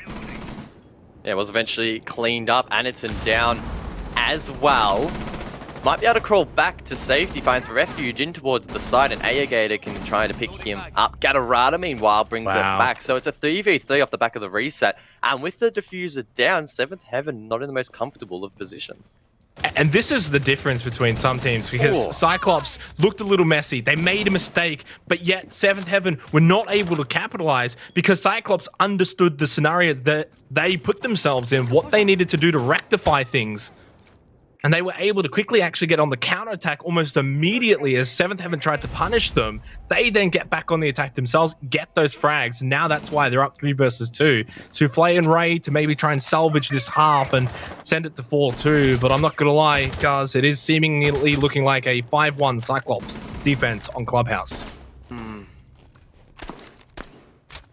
Very, very likely. Souffle is a fantastic player, but he's not good enough for that clutch. Cyclops take the round, and they are mounting a very, very strong series. And it's why I said after round 1 that the opening round does not always prove to be indicative of how the entire map is going to shape up. You know, I take you back, and it was 7th Heaven who won the opening round. Church Arsenal, they defeated the Cyclops Rome, and it looked great. But ever since then, 5 rounds in a row to Cyclops, and that's why you don't get too giddy, you don't get too excited, you don't do a Dev Martyr and claim a match is over after 1-0. because Cyclops have shown that you can make mistakes. You can have an off round here or there, but ultimately they've proven, not just here on Clubhouse, but even back over towards Consulate and in some of their earlier matches in the lower bracket, they are here to get 4th place. Attackers need to locate and defuse as many bombs as they can. I do have to wonder if the Knights and Fnatic are watching this match and seeing Cyclops as a more serious threat now, because I think it's safe to say that throughout the season in APAC North, they weren't a terrible team, but they also weren't absolutely amazing either. But they're mounting some pretty decent form here. Sure, 7thHeaven equally probably aren't the most challenging of opponents, but winning in a dominant fashion bodes well for them. And of course, they do take on the loser of Fnatic and the Knights, and I'd say honestly that shapes up to be a pretty interesting matchup as well. Yeah, and if you want, we can almost start the conversation North versus South and which region might reign supreme. Of course, we've got to see a lot more. Not only do we have to see Knights versus Fnatic, but the stage champion matchup as well, which is going to be tomorrow. That will be tantalizing. So we will have our answers by the end of tomorrow, but right now you have to give the slight little tick to APAC North with this very dominant Cyclops performance over 7thHeaven, a team that, as you said, not exactly setting the world on fire in terms of APAC South, and more so than anything, caught us by surprise to get into the playoffs. But boy, to even have made it this far, if you go back all the way to the start of stage 1 for APAC South, we would have said, no way, Jose, and yet they've proven everyone wrong. So I think regardless of what happens here, a big tick to 7thHeaven for their stage 1, and they are going to be a very exciting team to watch in stage 2, that's for sure. See you on the other side. Cyclops on the attack, looking to do a pretty traditional take so far. Gator inside of Meatlocker preparing to launch his X-Kairos on towards the hatch 2 at a time, detonate them where possible, and expecting the counter from Raid down below will of course disperse them in such a way that it's more difficult for the defense to have a meaningful impact. Talking about impact, Gator gets the first pick, and that is the Ramai taken down. That's less magnets on the board. And almost just brings us back a little bit to Consulate there. Pika again, opening death. He got picked 4 times on Consulate in terms of opening deaths. Has now happened again here on Clubhouse. Gator has been a big instigator in getting those opening kills for Cyclops too. So again, just proving that form is temporary, class is permanent, and we're seeing that from Cyclops. Maybe dipped a little in form to start the playoffs, but their class is showing through when it matters the most. Spirited, though, a player that does do well under pressure in these tight situations, holds his nerve. Anaton, I'm not sure if he has full information of Spirited's position here. His movement and the way he is sort of looking in towards Arsenal suggests he doesn't know Spirited's location. Oh, good aggression there from Black Ray. Spirited forced to get aggressive. Oh, he's getting hunted down by the Blitz. This is huge. I can't even remember the last time we saw Blitz in competitive play. Anaton, though, will stop harassing and go for the plant. Ray in a position maybe to deny, but he's low on HP. The diffuser is stick. The shield covers the shield player. It's Anaton, so low on HP, who wins out the engagement. And now it's Souffle in the 1 versus 2, but both attackers are very low. What a play from Anaton.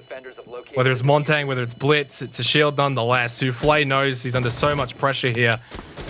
Wants to push up dirt, wants to take out Suzu and at least take one angle out of the equation. Knows it's a player up in kitchen hatch. 15 seconds. We'll get on it, but as soon as Suzu peeks and swings, Cyclops will win the round. 6-1, Guz. Match point, series point. I must admit, I did completely overlook the Blitz pick there and only took proper notice at the end, so my endurance definitely being tested here. Anaton in the thick of the action there late. Good work getting the plant down and the shield having that turtle back effect covering him and opening up the opportunity for him to get a little bit explosive. Surely now at the 6-1 lead, CAG will close this out. I do not see this series dragging out for much longer. No, and I definitely agree with you. And in a way, it's a little bit disappointing, demoralizing too for 7thHeaven, because they've been a good fairy tale story, not just in the APAC playoffs, but for APAC South as well. But to get basically torn to shreds by a very, very, seasoned team in Cyclops, 7-2 Consulate, and now what's looking like a 7-1 Clubhouse, maybe just sort of highlighting they could be slightly out of their depths, making it towards the latter stages of this APAC playoffs.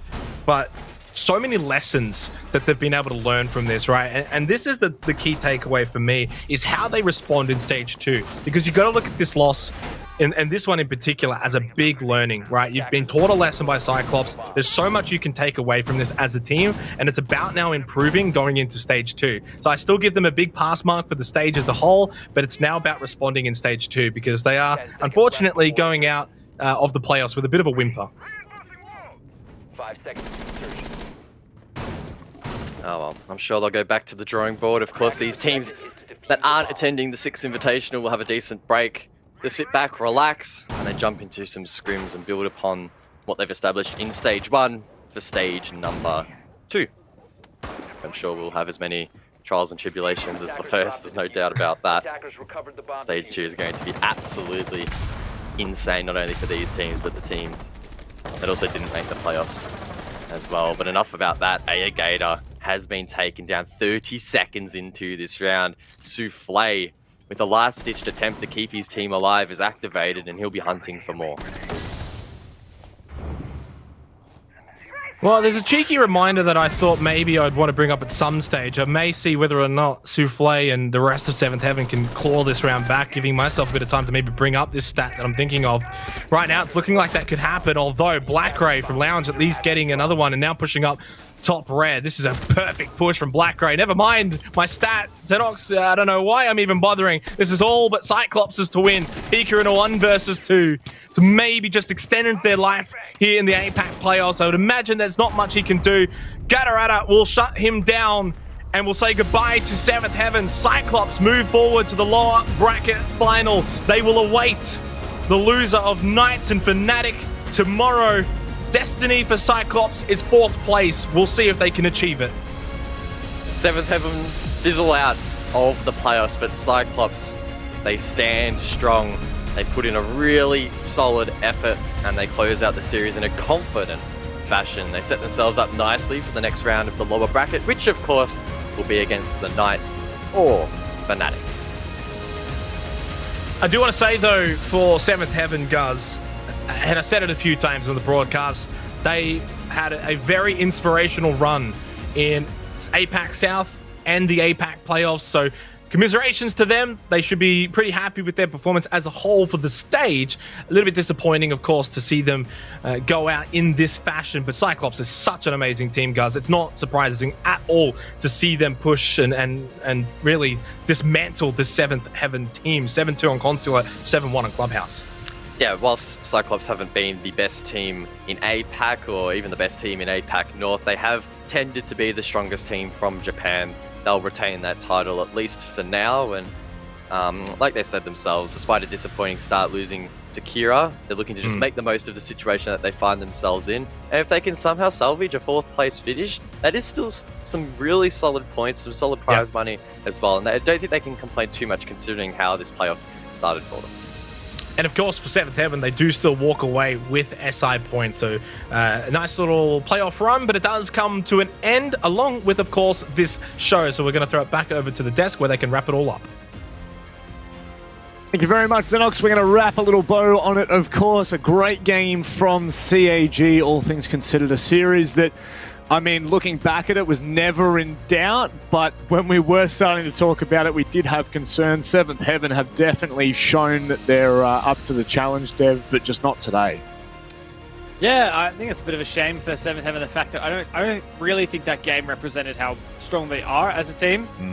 But I think what it did do is it gave us a lot of confidence back in Cyclops. Of course, pretty disappointing from them at the start of their opening game to lose to Kira, but then coming in today like 7-2, 7-1, it almost can't get more dominant than that, really. And I think Cyclops is finally showing us why we had such high hopes for them in this bracket. Unfortunately, they can't get the number 1 spot through this playoffs, the 3rd overall in APAC, as they are in the loser bracket and there is no grand final, but they can still take the victory over Knights or Fnatic tomorrow in the lower bracket final and get 3rd place. 4th place overall in APAC, and I think that's what they got their eyes set on at the moment. Though it is going to be, a still challenge. I think the next game is going to be the hardest one yet for them. Yeah, we can definitely clear things up. We've got Hybrid waiting aside to come and join us here on the desk. Hybrid, good to see you again. I know it feels like we just saw your face only an hour or two ago. Congratulations on your victory. You have now pushed through that lower bracket. I want to ask very quickly, it's a complete, I mean, the performance over the last 4 maps have been polar opposite from what we saw against Kira and the start of the game in the best of 3 previously. Has anything changed, or is it just feeling like you guys are getting into stride? Well, first of all, thank you. I think it was, as I said before in that interview, it was just a mental reset. This is the standard Cyclops. These are how we usually play. Problem was that lose against Kira hit us strongly. It wasn't obviously what we wanted. Like, we knew that actually we didn't want even to be in the playoffs. We wanted to be in the state champions, but we didn't achieve that. We wanted to get that first spot overall in APAC. We didn't achieve that, and it hit us really hard. But we just had to do a mental reset. As I said, in the game against Chiefs, even though it was a 2-0, it was in both matches 7-5, 7-5. It was actually really close, and we made a lot of mistakes also against them. And you can see also that match that we weren't completely clear of our thoughts. So yesterday, at the end, after the match of Chiefs, we had a call. We set our standards. We reset our mentality, and I guess it worked out. Yeah, I mean, really interesting to hear from you. Again, as you told me before the lead up to the tournament, that you're actually unhappy to be in these playoffs. You are going for that stage champion spot. Unfortunately, lost it to C9. But you did say that the playoffs, despite that, aren't going to be easy at all. And you marked out a couple of teams for me. You said would be difficult. You said Guts, 7thHeaven, Chiefs, Knights, and Fnatic. Now it's just Knights and Fnatic left. You've defeated all of the other ones. How do you think you're going to go against them? Which one do you think you're going to be facing? And do you think it's really possible for you guys to make it all the way? Well, who we are gonna face, I really don't care. But as I said in the previous interview, I really hope it's Fnatic, just to have a revenge. No, but we will continue doing our stuff. It worked out well till now. It worked out in the regular season. Against Fnatic in the regular season, they prepared really well for us. We will do the same. We will not make them be so confident to win against us. Probably when we lost against them during the regular season, we were overconfident. We were too sure of ourselves. There was gonna be an easy win. But tomorrow, whoever it is, Knights or Fnatic, we're not gonna undervalue, but we're not gonna be scared of them. Yeah, look, you've been super thorough, Hybrid. You probably answered 2 or 3 questions I thought of while you were talking, honestly. So I'm just going to say congratulations on making it through. It's good to chat with you. I'm really excited to see how you guys go in that lower bracket final tomorrow.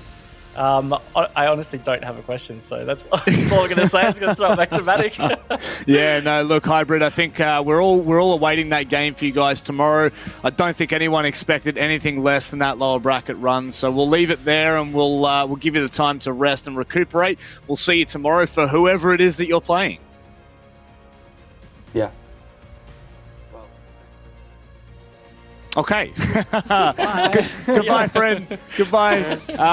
No, so it is a bittersweet ending to their lower bracket run for 7thHeaven. That is, I should have probably prefaced that as I was coming into that sentence.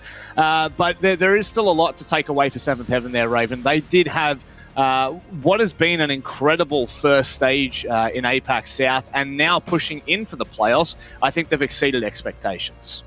Yeah, they totally have. And if viewers watching right now or watching yesterday, they would have seen the ED interview. He said everything was an achievement for them. Every step, every new win was a new achievement. I think they should be really happy with how stage 1 went. We've said it so many times. We thought they were really going to be in the bottom end of APAC South. And look at how deep they have run in the APAC playoffs bracket.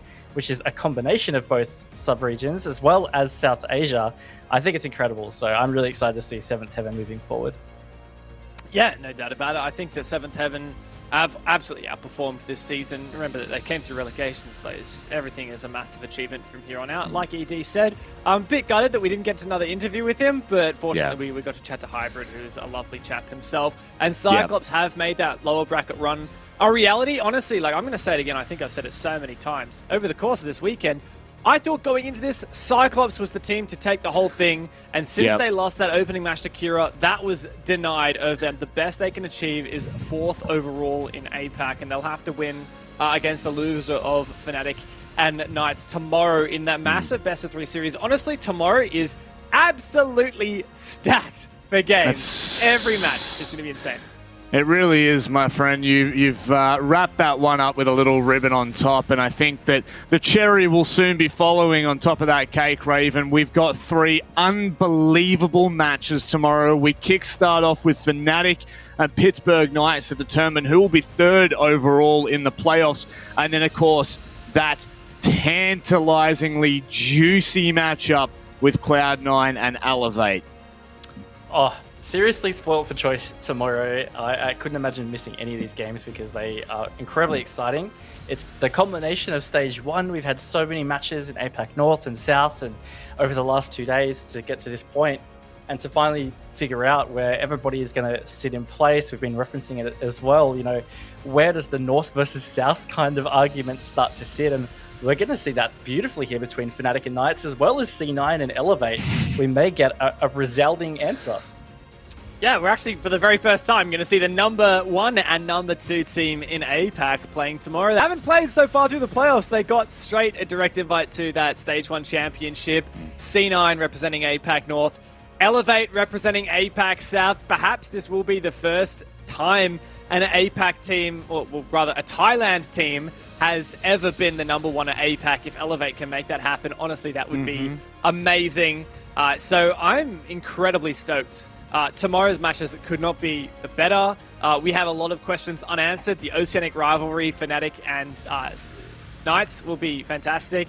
And yeah, we may well get that Fnatic versus CYCLOPS revenge story that Hybrid's been waiting for. Raven, any final thoughts to close out our Playday number 2? It's been awesome. And look, I think all week we've been anticipating the Sunday because we knew that C9 versus Elevate was always going to be there, but this upper bracket final has shaped up to have so many fun little storylines, which we're all going to break down tomorrow.